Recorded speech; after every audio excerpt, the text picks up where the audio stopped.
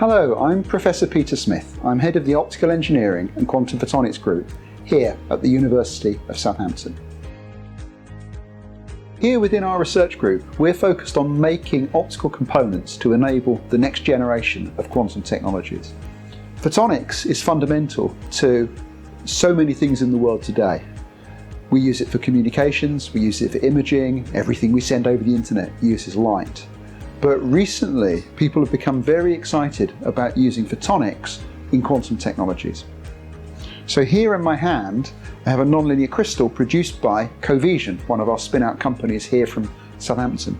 And what I'm standing in front of is a system for testing optical waveguides.